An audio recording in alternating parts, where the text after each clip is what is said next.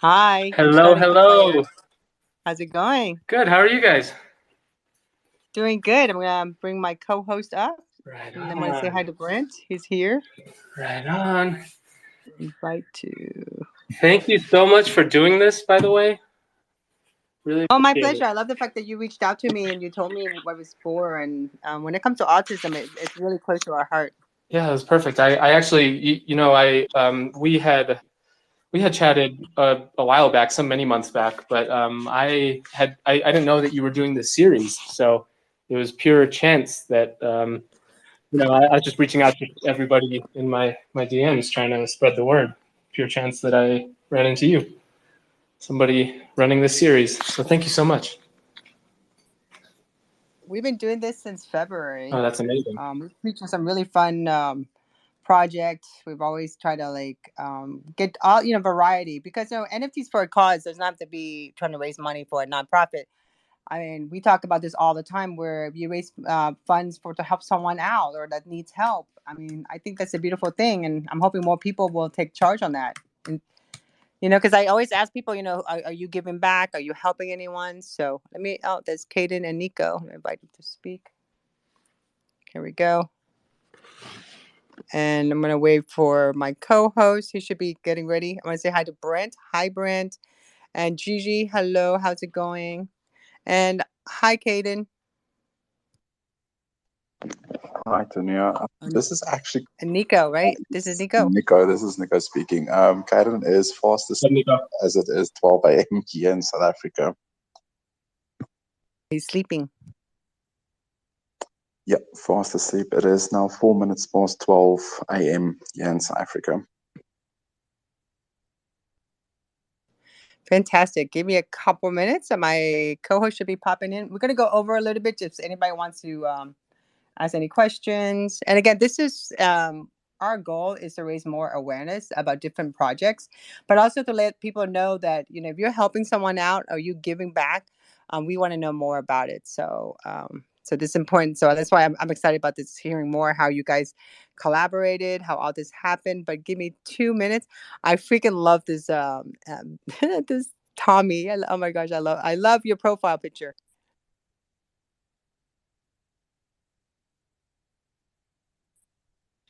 I mean, I was on MySpace back in 2007 and 2008. So every time I see Tom, I get excited.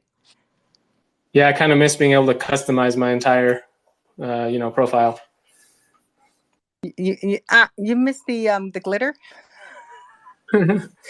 Copy pasting some HTML code. Well, I never really got into it. I think because of MySpace, a lot of people learned how to do digital media in a sense that they were able to code. I mean, graphic designers came out of it. So I feel when it comes to social media, Web 2, it has raised so many different type of marketplace. But now we're going into Web 3, which is another wild frontier, which is fantastic. So I want to say hi to my co-host, Carlos. Hey, Carlos, how's it going?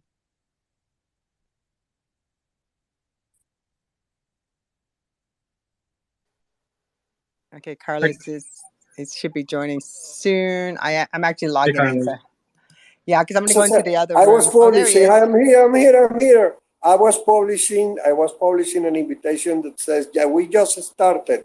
I did a capture of the group, the group we are here right now. So welcome, Kaiden. Welcome, Ellie. Welcome, Brand. Welcome, Tommy, and welcome, Gigi, and welcome, Tonya. Well, I'm not sure if you are Tonya because I really don't recognize that hair color, but it's okay. I will accept that it's you. It's really Tonya? Count Well, one, I two, did three, ask you, one, do two, blondes have three. more fun? I'm trying to find out. So far, it seems the same. That was a total misunderstanding. Don't bring it back. How do you say good afternoon in Vietnamese? Well, ciao means hello, but I don't. I'm kind of, because I've been in the States since I was 8 years old. So, and that's from since the last day of the Vietnam War was 1975. So I'm trying to think. Wow. Yeah. So I'm trying to remember what it's usually. We don't say good afternoon. We're more like hello. And it's Eh, really based on if it's masculine or feminine. It's a man or a woman or it's aunt or an uncle. That type of deal.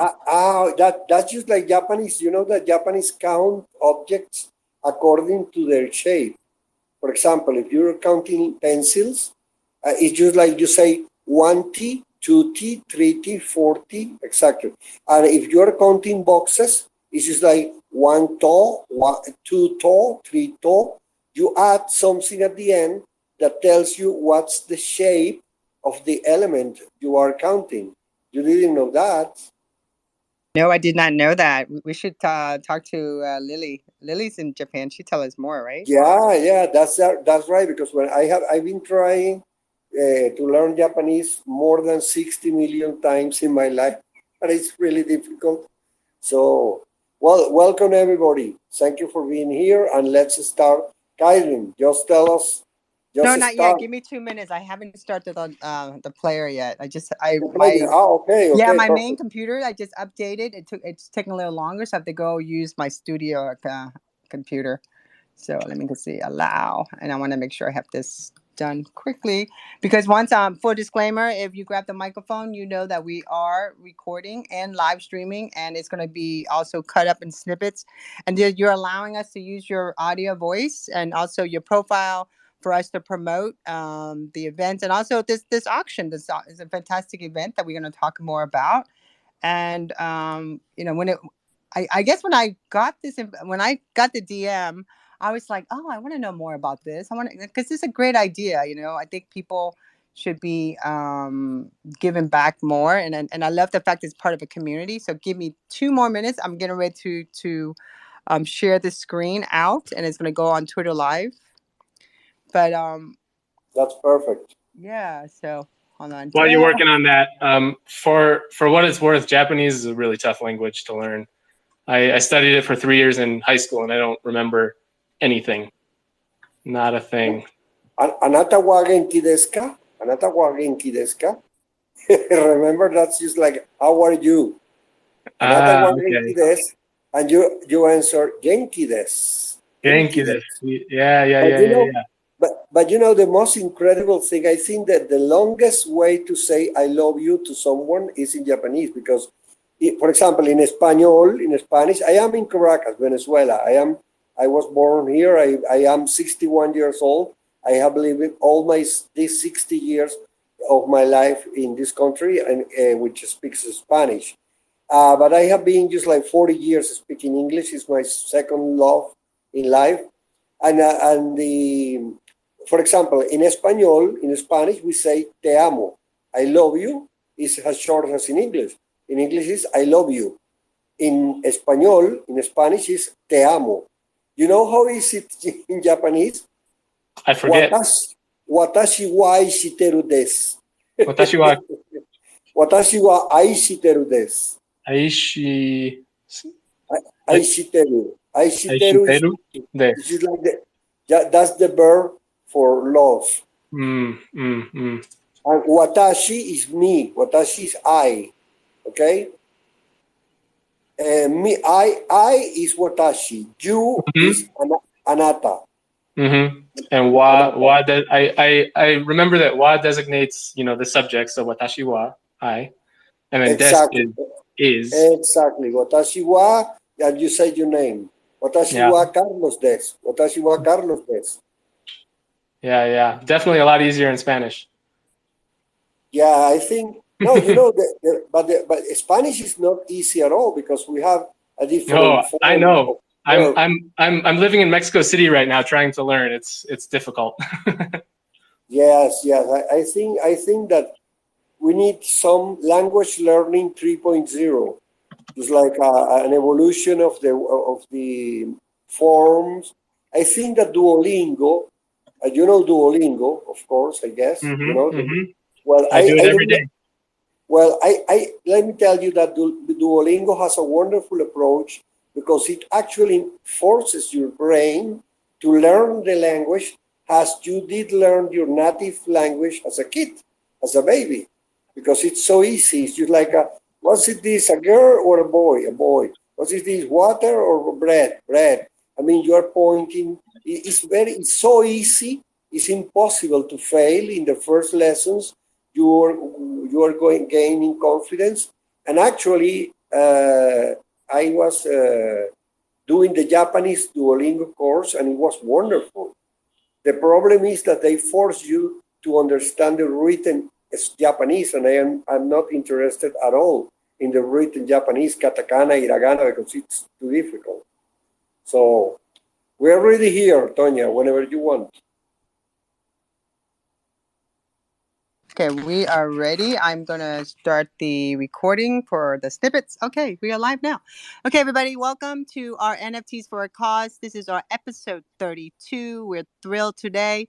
I'm here with my co-host, Carlos. And again, we started this in February, and we have been featuring all different types of NFTs projects that are giving back. We're not saying that, we only want to feature NFTs that just giving back to an organization. We want to be able to show different projects that are giving back to their basic person that need help. That's where I love the fact that Ellie reached out to me and started telling me about the coming auction and the proceeds, what the proceeds were going for. And then I just did a quick search and take a look at Caden and Nico's Twitter page, and I noticed on some of the things that he was doing there with his son Caden. So today we have both of them on. We have Ellie and Caden. I'm not Caden, but Nico on, but Caden's asleep right now because it's like late for him. But welcome everybody, welcome. And again, full disclaimer: when you grab the microphone later on, we're gonna let everyone speak, and if your voice and avatar, you're allowing us, once you grab the mic, you're allowing us to record, live stream, and be able to later on write a blog post about and share the content. So welcome everyone. Hey, Tanya, Carlos, thank you for having me. So before we start, why don't you tell us a little bit about yourself, and then talk a little bit about your project, and then we'll have Nico on too.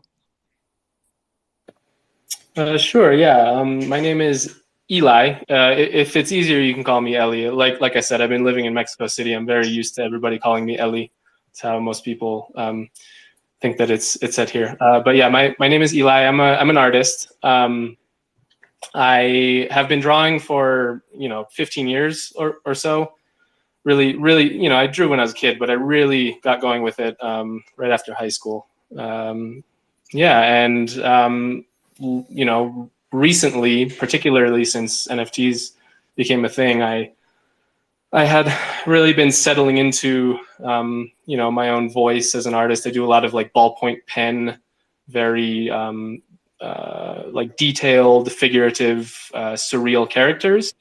And I have, in the past few years, been dabbling with turning those into digital kind of animated versions. So basically taking the same hand-drawn base character and turning them into digital versions.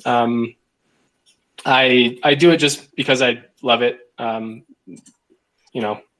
It's the thing that I enjoy most. I spend most of my days, I get up, I work out, I draw. But I've been following the NFT space for, I don't know, since early 2021, probably, and have just really been enjoying, seeing where all of this is going, and it's so cool because like I find it's such an inspiring space to be in, because you see so much creativity, and I feel that being a part of this space really it really encourages you to just like experiment and play, and that's what I've been doing. So the auction that I'm running right now was really a result of all of that. I was following the Toddler Pillars project. They were doing a art contest, so that's why I started the drawing in the first place. And then they actually did two contests. I missed the deadline for the first one, but then they ended up running a second one. And that one, they pushed the deadline many months out. So I had time to make a digital version. So I did that, and I had it in the back of my mind that I wanted to donate it. Totally candidly, it's one of those things that in my life I feel like I haven't done enough of. It's always that like scarcity mindset of like, oh, I don't have enough. Like, I wish I could, give back, but it's just going to be so difficult. So this was a decision that I made, that I was just like, it doesn't matter. I'm gonna just auction this off and donate it. And I thought that because it was a Toddler Pillars piece, I would let all of the Toddler Pillars themselves. Well, first I asked them to offer some suggestions on where it could be donated, and then using those suggestions, I ran a poll, and they all voted on it. And Caden won by a landslide. So that's the plan. Is I'm running this auction, and the proceeds from it are going to be donated to Caden. Nico obviously will be able to speak more on this, but I understand that they're raising money for the next 6 months of his education and therapies. And the other thing I should mention is that the buyer, the winning bidder, is going to get the framed physical drawing that I'm going to send to them free of any extra charge. So they, pay whatever they bid on the auction, and then they won't have to pay shipping or anything like that. I'm going to send them the physical piece framed.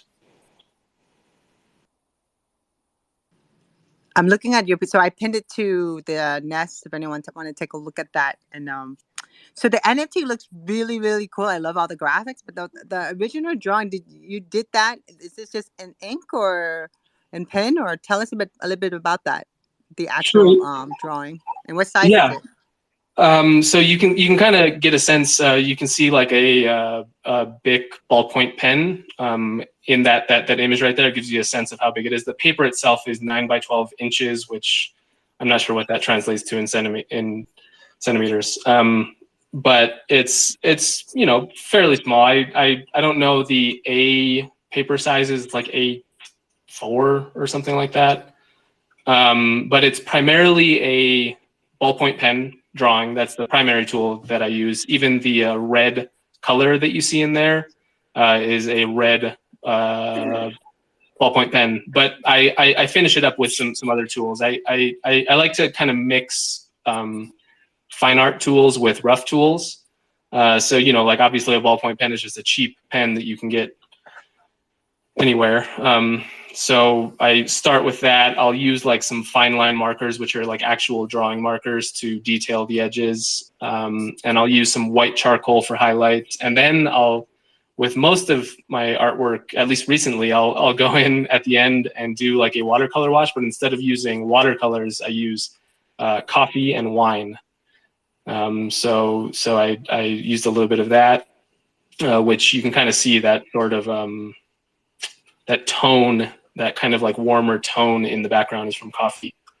And then I'll finish it up with a little graphite and, some final detailing, again, with those nice fine line markers. They're so precise looking. They look so realistic. Yeah.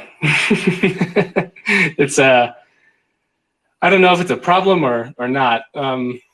I tend to be a bit of a perfectionist at time. My girlfriend and I, Gigi, she's in the audience right now.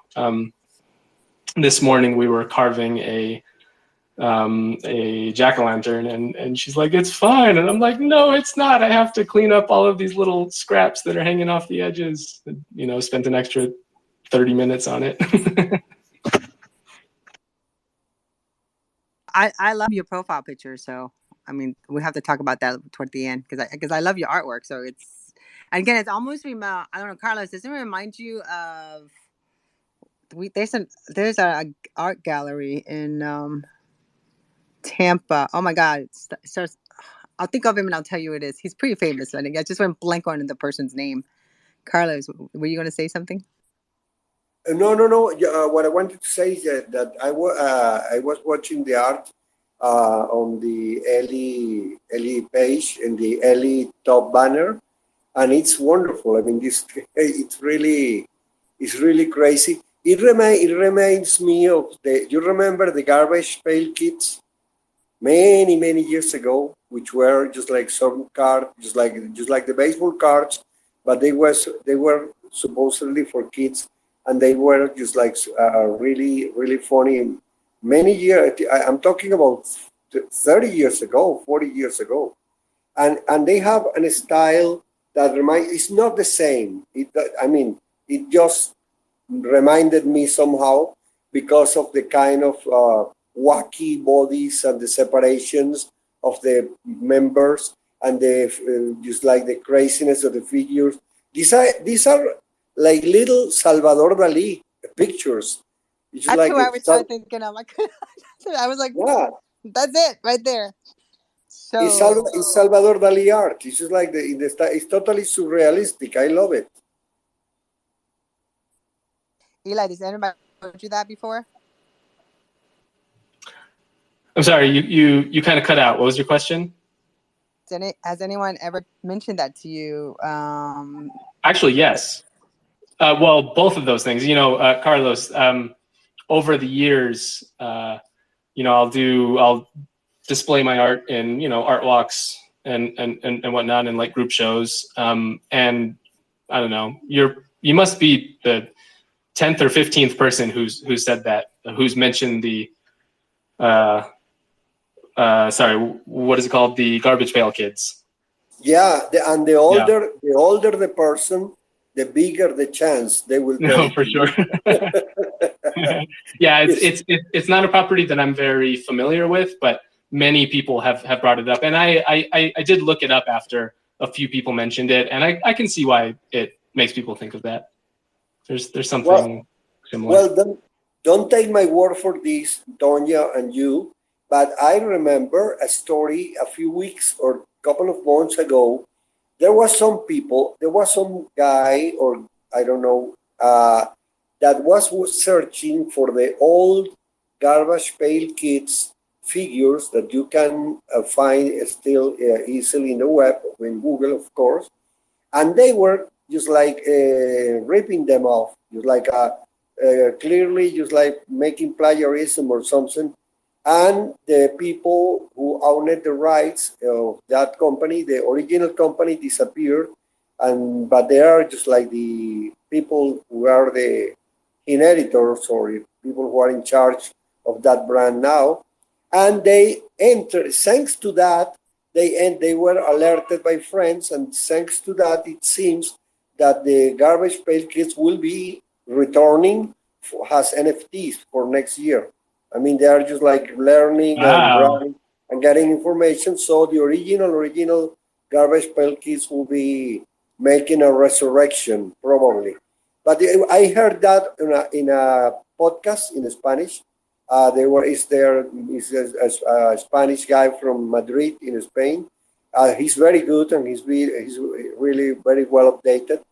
But I don't remember the details, but I remember the story, and that's what's happening with a lot of things that were in a big fashion thing in the 70s, in the 80s, and people are using them because and specifically there is a lot of things that the law of copyright and author just like author intellectual property that after 50 years, it comes out of public dominion. So there is a lot of songs, video beats or film beats and stuff.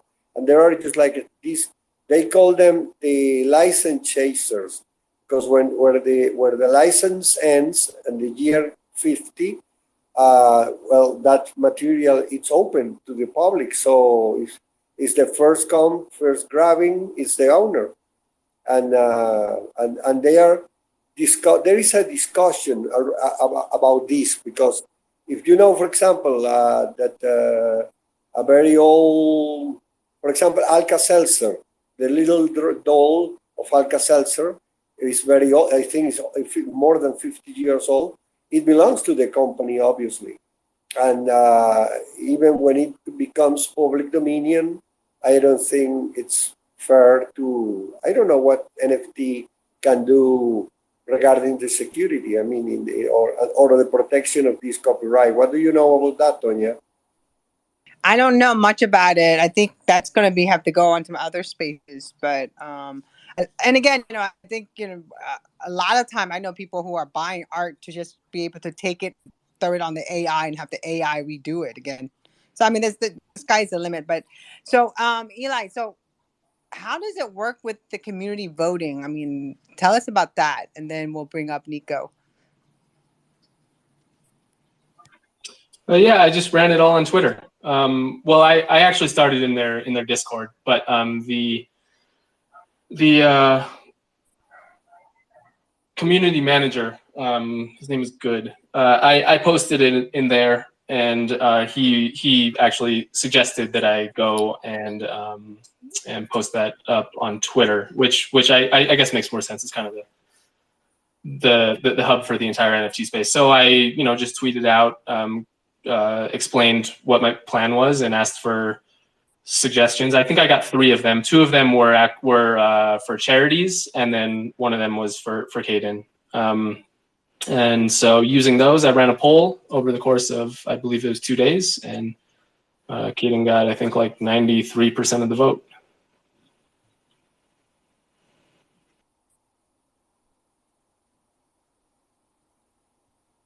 That's Sorry, okay. I'm tweeting. Sorry. I'm tweeting as you're talking. I'm like, that's really, yeah, you're really utilizing what Twitter's meant to do. Creating a poll, getting people I'm trying. to talk. I'm trying. I'm learning. It's a work in progress. So when was the first time you minted your first NFT? I just minted all of these 2 weeks ago, maybe. I had a while back actually minted some earlier versions of my artwork, but at a certain point, I was looking at them and I just felt that the quality was not up to par. So they've evolved, big time. In the interim between minting those and coming back and redoing these, I spent many months doing some graphic design for a video game, which was a big learning process in itself. And I don't know, maybe you can kind of see some of the, some of that influence in these pieces. Like I kind of, grew to really like that. Like there's almost like a UI kind of feel to some of these. Yeah, so I had just decided that they weren't up to par, so I came back and redid all of it and just minted them. Yeah, it's been like a couple weeks tops. I think they're beautiful, by the way. I would love to see what one would look like a big one, like a big gigantic one. That's what I would think of. Or, because I used to throw raves in the 90s. So our big thing back then was to get, like, your flyer is the most important thing, but what if you took one big flyer, cut it up in little pieces, and then pass out those little pieces as a flyer, and when they put them all together, it's one big flyer. So I actually saw someone did something like that with a painting that he did. It was kind of like your work kind of reminded me of his, where he had the big painting, but then he would like cut it up in little pieces, and people would collect them, and then when they put them all together, it became one big puzzle.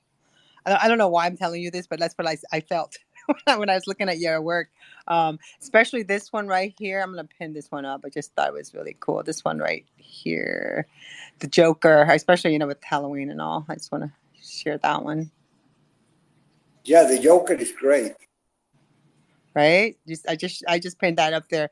So I just thought that was really, your work is so precise, but yet so fantasy-like, I just want to, and also you should also think about T-shirt, cloud utilities, because I feel like sitting on. So I have not minted anything really. I've just been sitting, reporting, talking about it, trying to get Carlos to mint his own NFTs. But I'm more like the cheerleader and the communication specialist. So when I look at things, I look at it in a different point of view. So when I look at your work, I was thinking like, wow, this would be kind of cool to wear just as a T-shirt or put it on a phone case. This kind of stuff that people would collect. And then, it could be part of your utilities for your NFT too. And that really raises the price on it.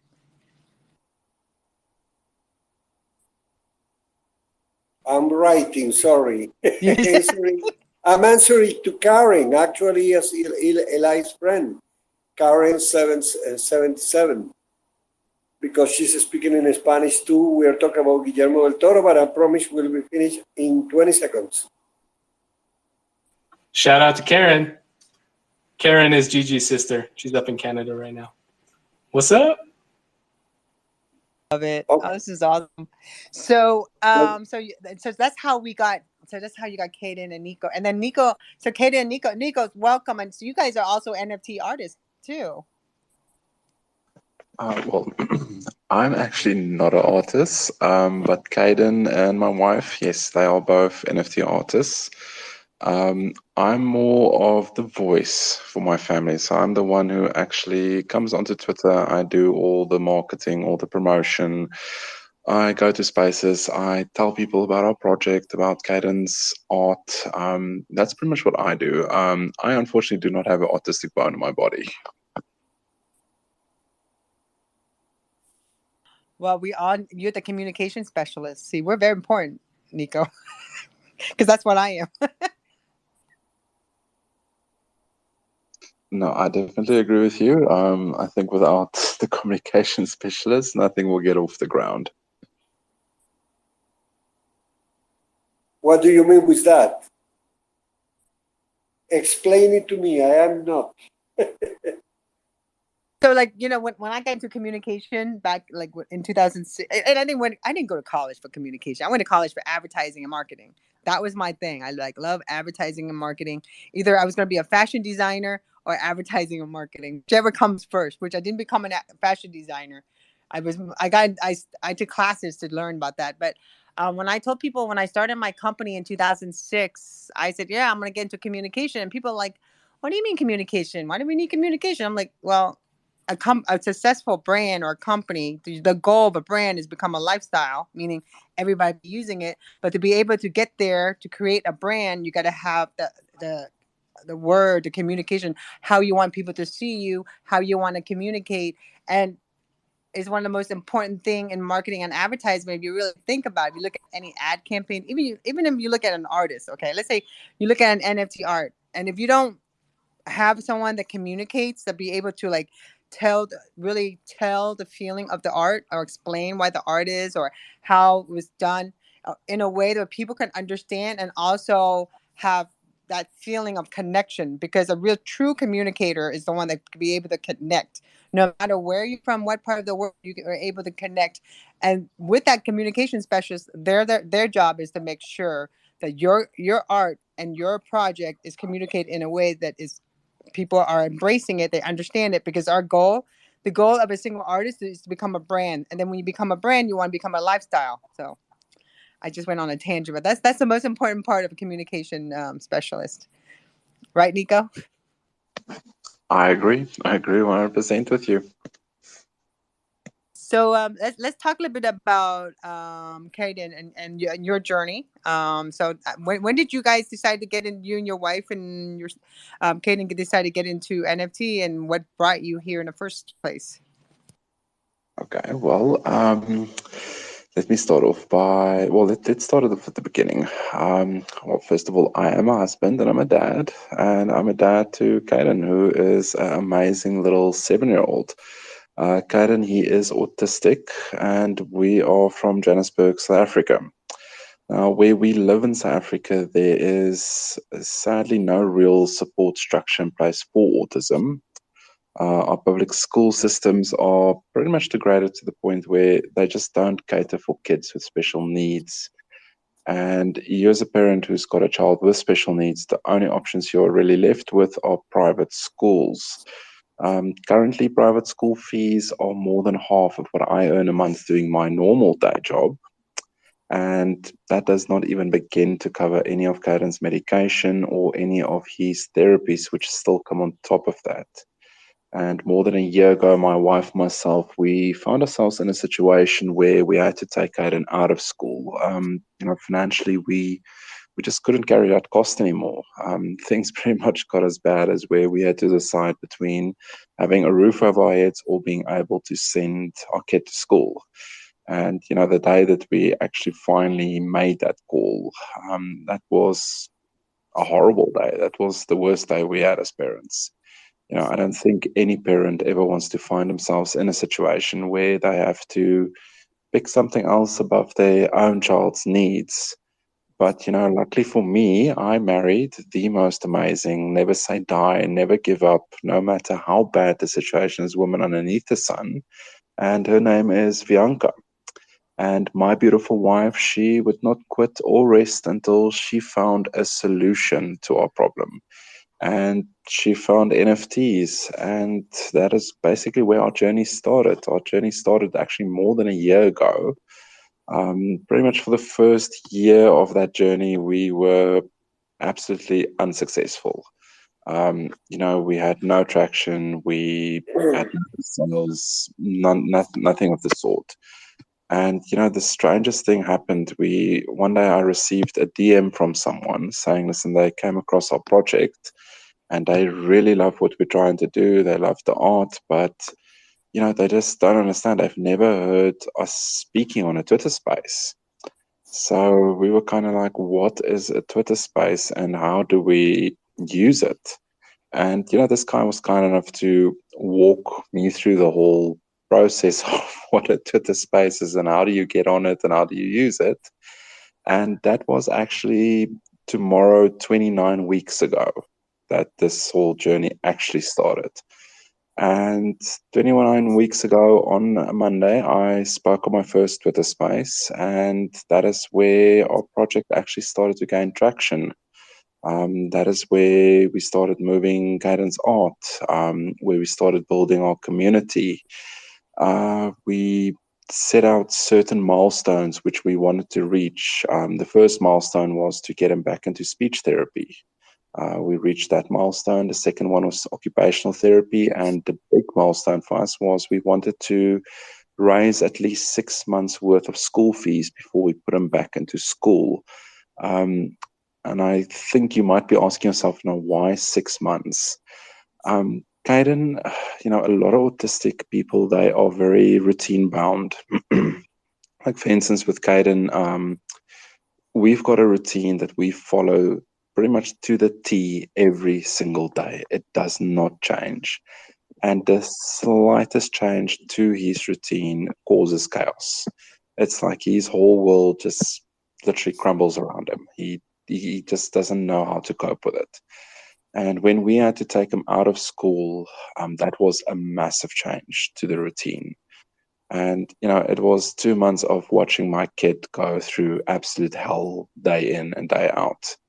And, that is not something I ever wanted to put him through again. So this is why we decided, we want at least 6 months in the bank so we know that there's a security net, a safety net in case, something goes horribly wrong, like Ethereum decides it wants to go to zero. Then at least there's 6 months worth of school fees covered and we can at least make a plan. We can work towards another solution. We managed to raise the 6 months. This week that ended now was week 5 back in school. Which, I've not seen my child this happy in a very, very long time. And I know it probably sounds weird hearing that a kid is actually happy going to school. Well, my son is over the moon because there was also a very long time that he asked me almost every day, "So when am I going back to school?" And it was the worst feeling on planet Earth having to tell him soon and actually not knowing when is soon going to be. So, our NFT journey it's basically put his life back together. It's given us an avenue to be able to support him, to give him the best life we can possibly give him. So I hope that kind of answers your question. I've pinned to the top there, I hope it's okay. It's a thread that actually explains our whole journey in a lot more detail than I would actually ever be able to convey into words. Thank you for sharing that. I really appreciate it. I'm going to put that in with my story. From a position that you cannot understand how much I understand you. I have an only son, an only kid. He's 17 years old now, and he's autistic. I'm shocked and in love because I saw your description, your profile description, and I am taking in this moment a gun because I'm going to rob you this beautiful, wonderful, and marvelous description that you put here. He has a special ability called autism. In the case of my son, he's 17. While we have in Spanish, he says, I mean, he speaks in first person in his Twitter account.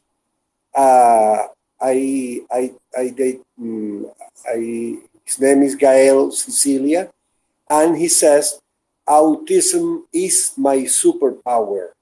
Okay, this autism is my superpower thing. I've seen it before in many other accounts from people with kids suffering autism, but by this approach, this point of view, I mean, just like all this, that he has a special ability. Seeing autism has an ability, which is what it really is. Because I believe that in this planet and in this world we're living nowadays, there is a lot of things that autism in mild cases or moderate, even moderate or stronger cases, is kind of a blessing because it allows the kids, I mean, you probably have difficulty of learning in some areas, but somehow they are protected of a lot of weird stuff going on in the planet right now that they really don't need to use or to, I mean, that's not necessary to have a plentiful and happy. And I with the mother of my son, Gael, we have been working together. In his case, he's 17 now, his autism was detected when he was 1 year and 4 months old. And we started with the gluten-free diet. There were eras or sometimes he had like 7 therapists at the same time. He started talking at 5 years old when he spoke his first word. And now, 10 years later, my son, he learned English. He speaks Spanish, and besides that, he did learn English through YouTube by himself. Okay, he doesn't speak it perfectly, but he can communicate, and he's just like a sponge, and he pronounces it so many things, so many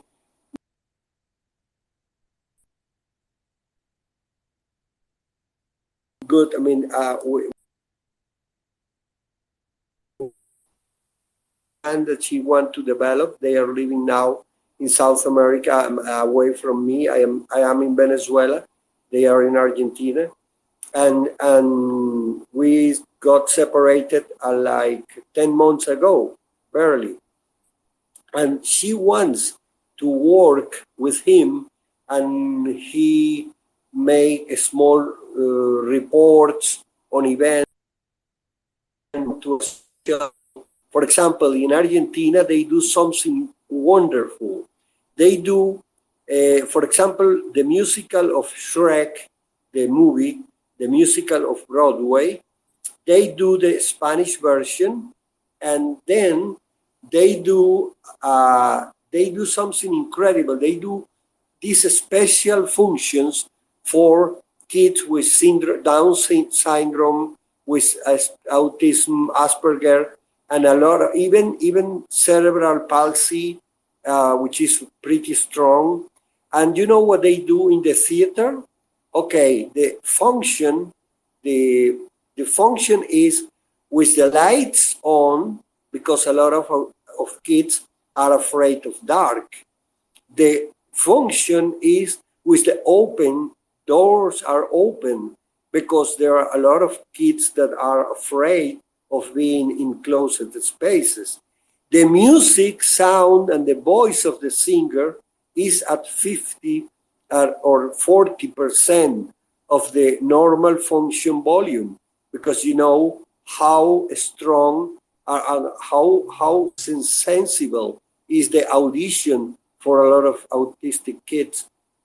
I don't like to say autistic kids, sorry, kids with autism, which hear better than some dogs and some foxes, and it's incredible the capability of listening. So sometimes many parents which are not aware of the condition of their son cannot understand why they turn crazy when some music is too strong in a party, in a birthday party or whatever. And it is because they listen more than us. So these special functions are like magic. It's a wonderful team, a stage company.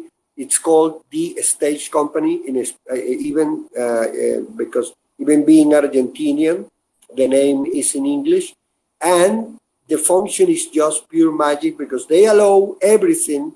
The kids can walk, they can stand up, they can scream. The only thing which is not allowed is that get the kids into the stage, because of course the play has dancing and has the actors moving and different things, and probably, well, obviously they try to develop the function the most close to the normal function that is possible, and that implies, well, choreographies and things, and there are movements that could be dangerous, and they could be hitting involuntarily a kid if the kid is on stage. So the only thing done that is not allowed in these functions, they call them relaxed functions, but the magic that develops there, and it's also the applause. They don't do the applause with the normal sounds, because they are kids. For example, my son, he hated birthday music and the birthday song until being 10 years old was the first time he staging without crying and screaming, listening to the sound of the happy birthday song. And the applause is doing in the way that the deaf people make the applause for people with deaf disabilities. You know, it's like putting up. Carlos, we're kind of like losing you at the end right there. Carlos, we're losing you. Okay. Let me I remember you telling me that story about your son going to the musical. That is so that's so good. And you know, Carlos, I was just thinking, like, you should host a space for parents who have and kind of like a support group, but kind of more of just connection and understanding. You know, because your son is 17 years old. You've gone through a lot, and there's so many tips that you're able to offer and share. And I'm sure Nico would love to be part of it too, because I think before forgetting it, Nico, the first medicine, the first cure, the best therapy is called absolute and unconditional love. I mean, treat him absolutely normal, even if he has trouble with normal movements, attitudes, abilities. For example, my son is 17. He learned English by himself, but he still cannot tie his own shoes. He needs help for tying the shoes because his brain is not wired for that complicated movement, because it's not so easy. For us, it's normal to tie a shoe, but for them, no, it's not possible. He, for example, cannot ride a bicycle because his brain doesn't understand the continuous circling movement, the movement in circles of his legs. So he moves halfway like this circle, and then he goes back. You know, it's like a half circle forward, half circle back. That's the only movement that his brain allows him to do. And we have tried, and some therapists have told us that, well, maybe with the time he can get just like a rewiring of his brain. I'm waiting him to be a little bit older to start applying Joe Dispenza meditations on him, which Joe Dispenza is now specifically developing for kids with autism. So I wanted to ask you, actually today, I mean, he can express himself. Does he speak in your language and he can communicate verbally or not yet? Okay, well, let me actually tell you the story properly. When Caden got diagnosed with autism, he was nonverbal. Uh, when he was born, he didn't really cry. He never made any real sounds. And when he reached the age of 2, we kind of were like really concerned at that stage because we didn't reach any of those milestones. Like normal kids, they cry, they make sounds, they start forming words. He didn't. Sorry to interrupt you. Probably he didn't smile too, because non-smiling is a very serious and very sadly is a pretty sure signal of autism. If you have a kid which is 1 year old and he doesn't smile, he probably has autism. Listen, I don't say this as a doctor. Check with a specialist. I just am telling you what is the general knowledge on the web pages and the specialists. But remember, I am a journalist.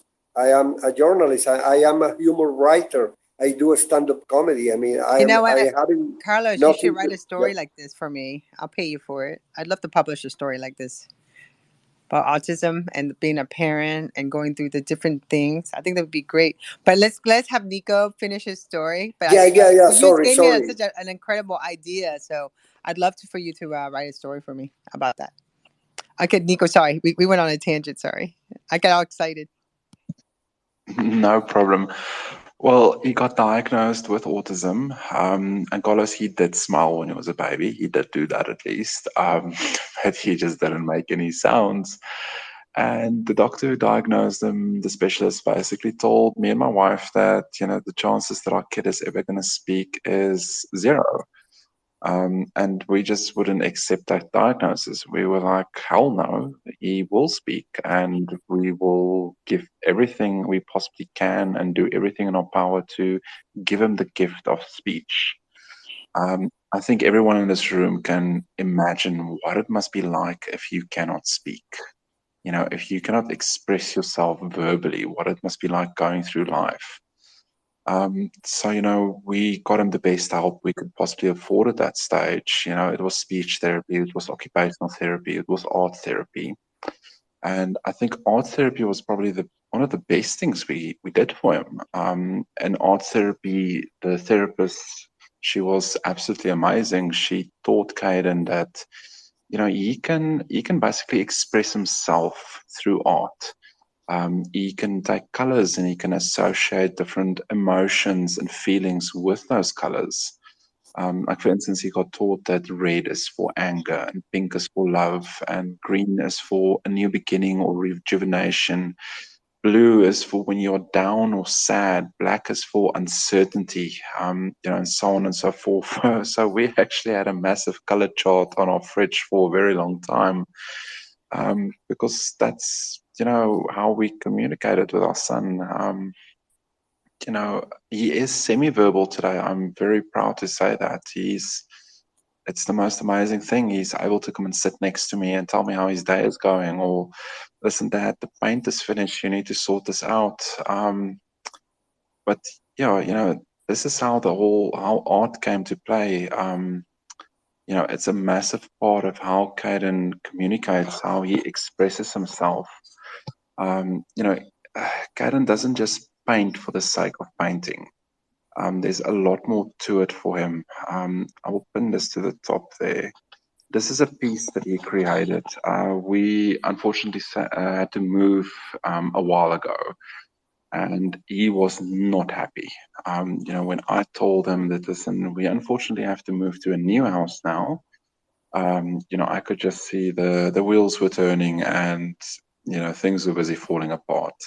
And that is a piece he created the day after I broke it to him. Now, if you look at that piece, there is a lot of red, there's a lot of black in that piece. He was absolutely furious with me and my wife that we had to move. There was also a lot of uncertainty because he didn't know where we were going. But luckily, if you look closely, there's a bit of green. So it showed that he did, to a certain extent, at least understand that, listen, this is a new beginning. A lot of his paintings, it's him capturing his day, something that happened in his day. Like I said, he recently restarted school, and I'm very happy and proud that he is back in school. And he started incorporating things that he learns at school into what he creates at home. Like, for instance, last week, Friday, they had a lesson on fire and fire safety. So the first thing he wanted to do when he got home is he wanted to create fire. So he told me, Dad, I'm going to create fire. So I was like, okay, that sounds cool. Want to tell me more about it? And, he told me that fire is dangerous and we must not play with it. And, they taught him that at school. And he created that piece out of that lesson. So for my kid, art is a massive part of how he communicates, how he, makes sense of his day, how he captures moments and forevers them into his art. Wow. Oh my gosh. I am so shocked and so I feel such a strong emotion because I can imagine every wonderful thing raising a kid with autism is that the little advancements are so huge in happiness. I mean, and believe me, I was told when he was 4 years old, he was not going to speak. Okay? And that was just exactly a year before he started to speak in Spanish. And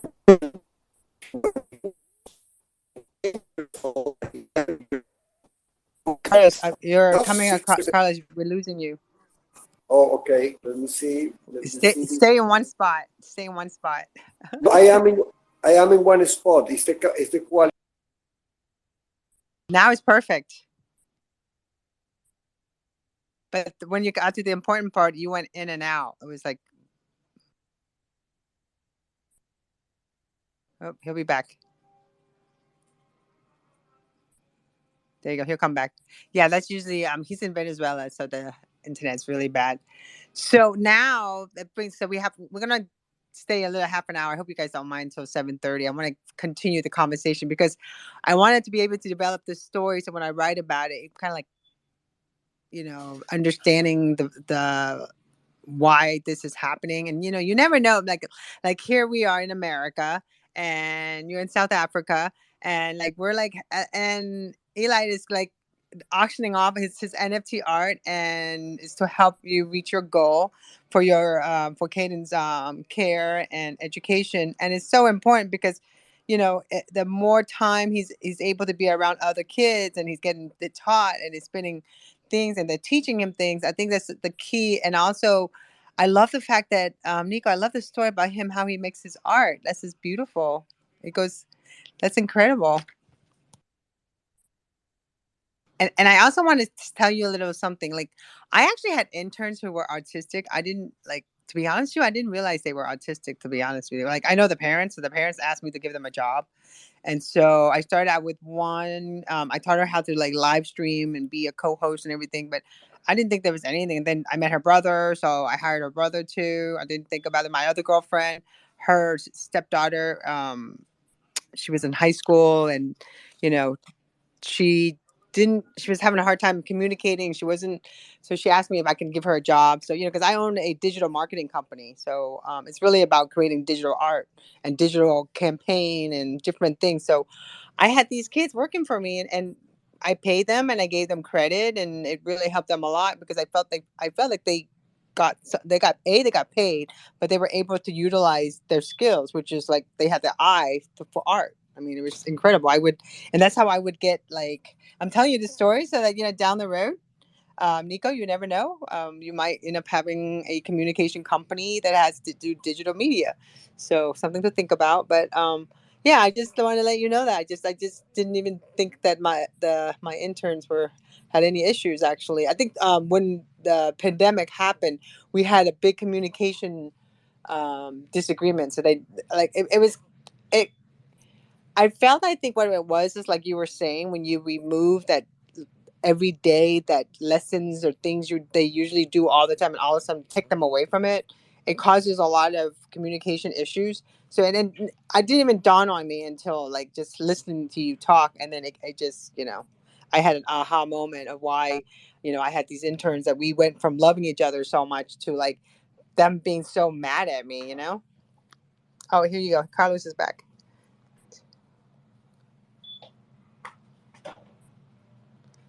There you go, Carlos. The mic is yours. I sent you the co-host. If not, I could just give you a speaker. Let's see what happens. Let's see. And I'm going to invite you to speak. There we go. So, yeah, so this is fantastic. Okay. So, Carlos, are you popping back on? I gave you the microphone. If you can just grab the mic. Okay. Nico, can you hear me? I can hear you loud and clear. Okay, good. I was like, oh my God, did I get rugged? So now, I know I'm like going, did I get rugged? And when I talk like that, because I've been sitting in NFT Twitter Spaces since February of 2021, and Carlos is one of the Twitter Spaces hosts at the early. We're like the early birds. Literally. So we talked for the longest time, almost a whole year, until we actually did a space together about doing a space, and he was telling me all about his stuff. So I'm so glad that today we're doing this space. But Eli, so what's going on with your auction? How can we do this? I think I'm gonna have Nico come back. I'd like to do a series, a conversation about parents and NFTs and their gifted children. That they have a special gift. And I think that's a really important conversation too. So Nico, I hope you were able to come join us. I really feel like Carlos, Carlos should do a story for me. Hope we lost him again. He'll be back. But so Eli, tell us how far are you on your auction, and what are the steps? Sure. Yeah. So I have it up on OpenSea. That's where I'm running it. I'll go ahead while I'm doing this, and once again pin that just so it gets refreshed at the top. You can hear me? I can hear you now. I think the co-host feature is having an issue. Yeah, exactly. Keep me as a speaker only. I think it will be better. Sorry for the glitch, but I cannot do anything. I am in this part of the world. No, you're perfect. No, I was just saying you should let my company Social Chat sponsor a space featuring parents who have NFT artists, or parents who have young children who have a special gift, special talent, as we say, the superpower. Talk a little bit about it, and have a conversation, because I love that. Post a story about this, because I don't know. I'm just sitting here and I had this aha moment, like, oh my gosh, I should write a story about NFT art and autism, and how parents are connecting. I mean, this is a great way for parents to connect with their children, but to do something where you're including your child into the whole process. It's just listening to Nico's story, talking about Caden. I just I had an aha moment. I think I was thinking like 3 things at the same time, and Carlos, you were like the top of my list.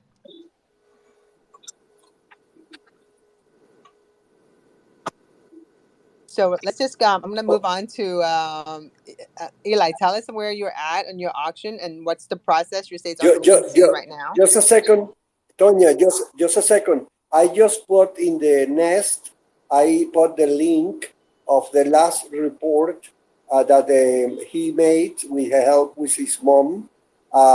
There is a wonderful play called Come From Away, which is actually Canadian. and it was a hit on Broadway. And this is the second relaxed function that he assisted. The first one he saw was Shrek. And now you can, there in the nest, you have the link, and you can see my son.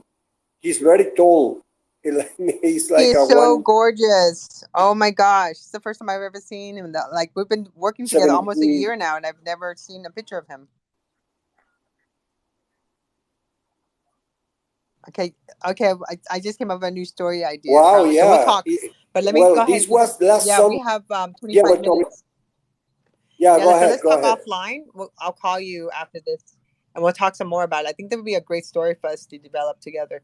But Eli, so tell us about the auction. What are the steps? How far you're at, and when is the deadline? Sure. Yeah. So it's up on OpenSea. I put the tweets, which have the link up in the top there, pinned to the top of this space. If you just go one over.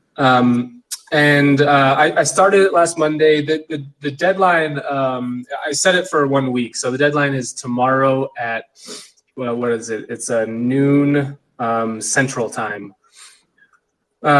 So I set the starting bid at 0.3 ETH. I felt that, with the, you get the NFT, the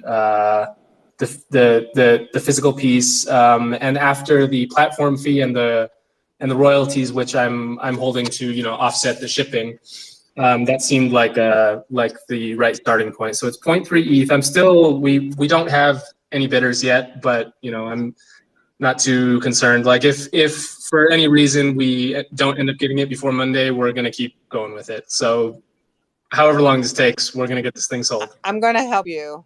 I'm gonna for help sure. you. Yeah. I'm gonna help you with that. I've got my wheels spinning on like on what else I can do. Like my plan is to yeah, some t-shirts. My plan is to hop into some other Twitter spaces and just try and get this thing get more eyeballs on it and see if I can sell this thing. If I have to offer some extra perks, I am more than willing to do that if it comes down to that. I don't know. Turn it into a challenge. 1,000 push-ups for every ETH spent.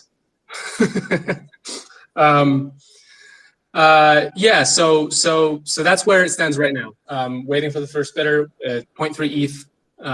It's up on OpenSea, and I'll be doing my best to make some noise leading up to the official deadline. But if it, for whatever reason, needs to be extended, it absolutely will. I think you should be extended, like maybe for another week. I just feel really good about this. And so someone, if they buy this, they can turn around, make it into a t-shirt, a phone case, put it on their purse. That's possible, right? I mean, if they really want to, yeah, they're more than welcome to. Well, I literally sit in spaces and talk about this kind of stuff. That's why I'm asking you, because people don't see it that way. I'm like, oh my God, when you own an actual NFT, the sky's the limit. You can do whatever, really, if you think about it, depending on what the contract is about. But like, I think most of the time, because I've been gifted with NFTs, and I'm like, oh my God, I'm gonna go get it printed t-shirts, because you can get them printed for depending how many you get, but you can number them. There's plenty of services online where you can get a t-shirt fairly cheap, a custom t-shirt. Oh yeah, there's one actually, Insta something. You can plug into your website if you're an NFT artist and you have the art and you want to be able to be offered this to something. When you sell an NFT, they can just once they get it, you send them a link, they open it, and it gives them ability to order this, and then you get a small, you get I think it's 50-50. The platform gets a percentage, but they do everything. They ship, they do everything, and this way, kind of give more utilities. Because I think that when people feel like they're just getting an NFT, they're getting an NFT, and that's and it's great if they get something, that the actual product with it. But I think it'd be cool if you made it more of a brand, about marketing too at the same time. I know it sounds so bad, but when it comes to Web3, I feel that the sky's the limit. Like the sky's the limit. Anything you do. Absolutely, yeah. It's not. I think that's great food for thought. It's things that have crossed my mind. I have in the past run my own Etsy shop, and I've what do you call it? I've pursued the how would you say, like, a career as an artist from a variety of different ways. I have done the whole, like, in real life art walks, all of that. So I've definitely dabbled in the like t-shirts and stickers and all that. And something that's crossed my mind for now, just given where I'm at. I had been doing a lot of traveling, moved down to Mexico City. I figured it was a lot easier, at least for the time being, to keep things purely digital until, like, obviously it's something that I will consider going forward. But yeah, I think that's great food for thought. If anybody does want to make their own T-shirt, if they get this NFT, they're more than welcome to. I'm not holding back the copyright or anything like that. So you should do a Spatia. It's Spatial. It's free. You can invite people there and talk about your work and stuff. That would be kind of cool for you to do too. It's kind of like a private party. A lot of the NFT artists are utilizing the metaverse, to be another part of the utility. Something to think about. I don't know. Do you know anything about them?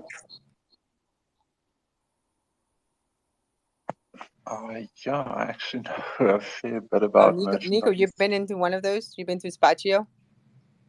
No, I actually haven't. But I actually do want to chime in on the whole T-shirt and merchandise thing.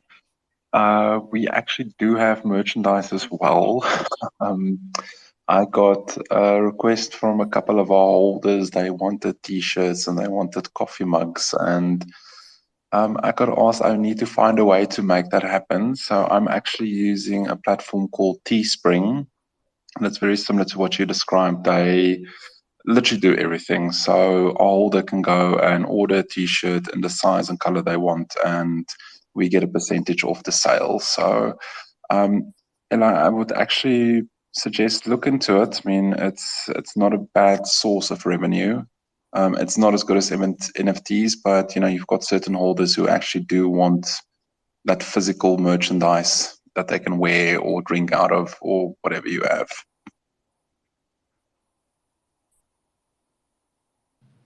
Yeah, I loved all that stuff because people, because I come from the old, like, I actually worked at Saks Fifth Avenue, a laundry cosmetic company called NARS in the 90s. And we had these T-shirts. Oh my God, they were like $200-$300. And anytime I look at an NFT art and stuff, I just think about the T-shirt because the guy that, like, the main guy, I can't remember the name, Brandon. It's been so long ago, but when I met him, he looked like someone that was just like, they found like he was homeless or something because he looked so, he was up for days. And it was just so funny that his T-shirts were like, the lowest price was like $300. It was $500 for one T-shirt with a lot of color that's really, funky, as they call it.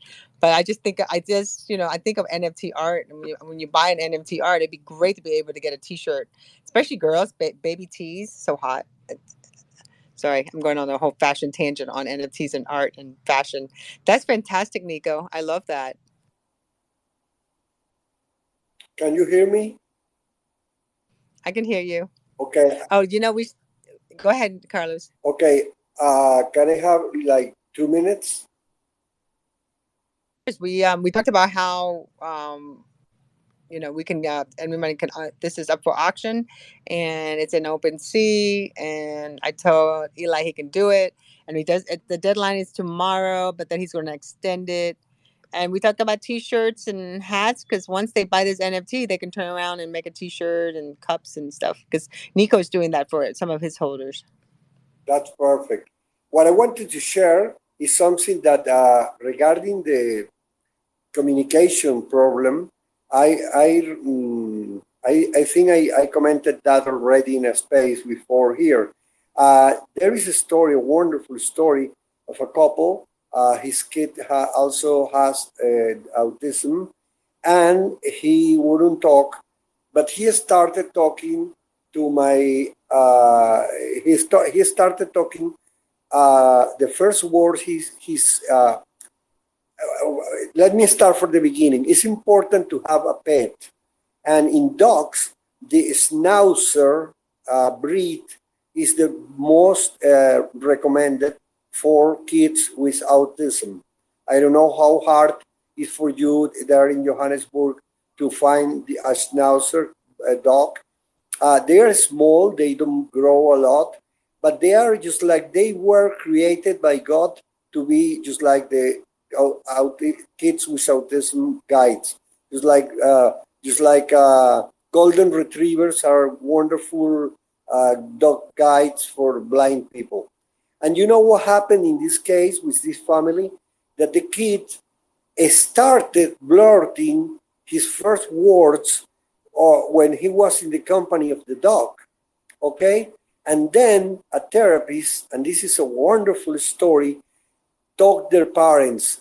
He was in a session with the therapist, and the therapist told the kid, "Hey, tell Rocky," the dog's name was Rocky, and he told the kid, "Tell Rocky to tell your mom that you won the big ball, the big ball that he was playing with, a green ball. He brought a couple of stuff in the home, and his mother had put that up in the closet, but he wouldn't talk. He couldn't express it. Then he, in front of his parents, he talked to Rocky, to the dog, and he talked, 'Hey, tell my mom I won my green ball back.'" Okay, so it was the first sentence, and the mother understood, and she was prepared by the therapist, and the mother did talk to the dog. Okay, so the dog became like a magic and miraculous translator and interpreter. I mean, and they started for a couple of years to communicate through the dog. So the boy talked to the dog, and then the mother answered to the dog, and the poor dog didn't understand nothing. Yeah, but I think he was capturing the situation, just like he was being the communicational bridge. And then one day, for the first time, and this always difficult for me to tell this part of the story without crying, the boy entered into the kitchen and grabbed his mother, and for the first time, and I think he was like 9 years old or something like that, he told her mom, "Mom, I love you." Those was her first words. It's the first time he spoke directly to her. She started crying. He phoned her husband to the job. He left the office and ran to the house. I mean, it's movie and Netflix stuff based on real life events. It's wonderful. And that happens a lot. And there is now this special technique of making, for example, my son, has something particular. He's incapable of referring to himself in first person. His name is Gael, and he always says, "Gael," for example, "Gael, did you like the movie?" Yes, Gael liked the movie a lot. I mean, he names himself like he is another person. We still cannot solve that, but the therapist told us that that problem should disappear on time. But it's not a big problem because he's very expressive. He can talk in English and in Spanish. Well, in English, he doesn't do that. He doesn't notice. But in Spanish, he always refers to himself in third person. So that's another of the things that tells you that he still has the condition, of course. But I am totally astonished with the painting capability. My kid loves painting too, but he doesn't paint. He puts everybody around him to draw for him. He's a dictator. He's a dictator because you come to my house and he will say, "Hey, Nick, come on. Come here and draw this to me." And you won't leave my house without drawing for him. He's like he's grabbing a gun and pointing it to you. It's so funny because he's so strong regarding this. But I think that he's learning how to draw, watching other people draw, because he has done some Angry Birds and drawings and he has a wonderful hand for drawing, but he still doesn't like to do it voluntarily, But he's just like watching other people and putting all the family to write around him. It's like a mom made me a drawing. Oh, I am so busy. Please, please, please. Then his mom sits down and do the drawing, and I'm sure that he's absorbing every way, the movement, the traces, and the sketches, and sometime in that moment, whenever he wants, he will explode with that, like a volcano, and he will express himself through the pen and the pencil. But until now, he orders others to write for him. He's like Walt Disney in the middle of his company, ordering the 300 artists to make the drawings of Cinderella and stuff.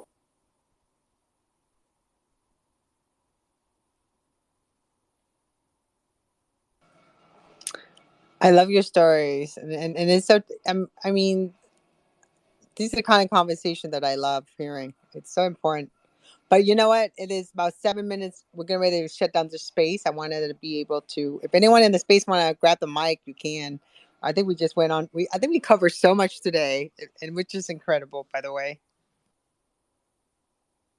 Yeah, has been great. I mean, very, very emotional. And remember, love is the magic potion. I mean, send him love, look him love, grab him with love, hug him with love. Make a love factory inside your chest and produce love in liquid form, in gas form, in solid form. Make him feel love is the magic cure for autism. Well, there is not actually a cure. We know it's a condition that probably will accompany them the rest of their lives. But they can get better. They can get more and more abilities and skills, and the best catalyst for making these skills grow is pure and sheer love, unconditional. I mean, it's not to spoil them, it's not to raise or bring in them just like a bad spoiler. It's forget about that. Treat him normally, and be just like a faithful, and believe us.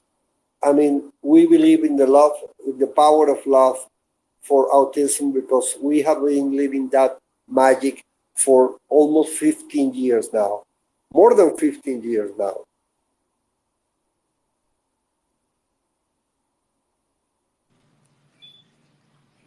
Those are great final thoughts there, Carlos. And so I'm gonna go ahead and wrap up the space. So, Eli, you're gonna be popping into more spaces to get this to raise more awareness. And if there's after tomorrow, if it doesn't get a bit, then you will continue. You can extend it. I said you should extend it for another 7 days. If it comes to it, yes, but we're going to do everything we can to get it sold before the deadline. I'm, like I said, got my wheels spinning, thinking on how, what else I can offer. So stay tuned. Figure that out. And I just want to say thank you so much for having both of us. Once again, like I said at the beginning, I really appreciate the invite for myself and for Nico. Helping spread the word about this. It was really, really awesome of you to run this space for us. So thank you so much. Thank you. Well, thank for you for coming. sharing. Thank you for sharing and coming. Yes. This was real magic today, and this is. I think a lot of things are gonna change, and I love that.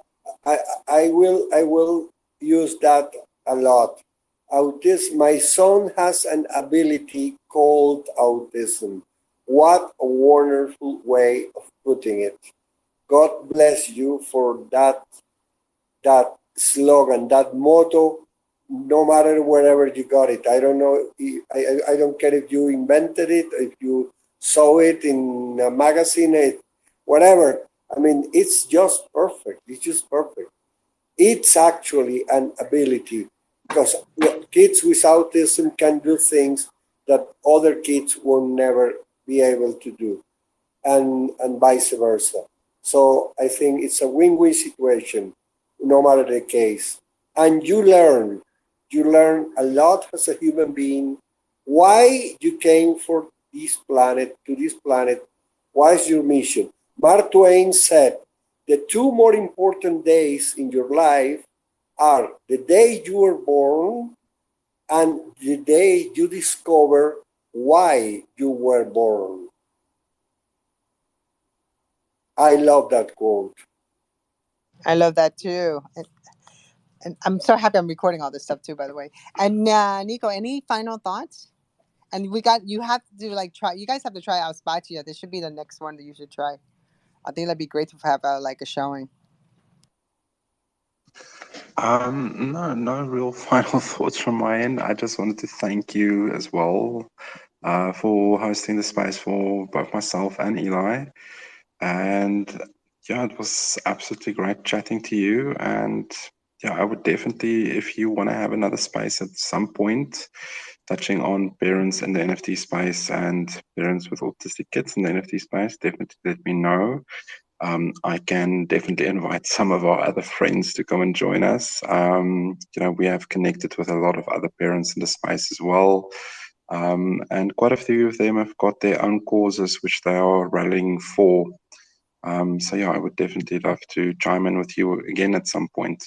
But from my end, thank you so much for the space, guys. I really do appreciate it. Thank you, everyone. So we're going to wrap up this space. And again, I appreciate everyone for being here. Make sure you retweet the auction tweet of Eli's because I want this to happen. So and again, everyone have a great day, and we'll have this up on the Twitter Space live, on Twitter Spaces or on Twitter Live, and it's on YouTube, Facebook group, and it'll be on our website. And again, everyone have a great night, and we'll be back next Sunday. Bye, everybody.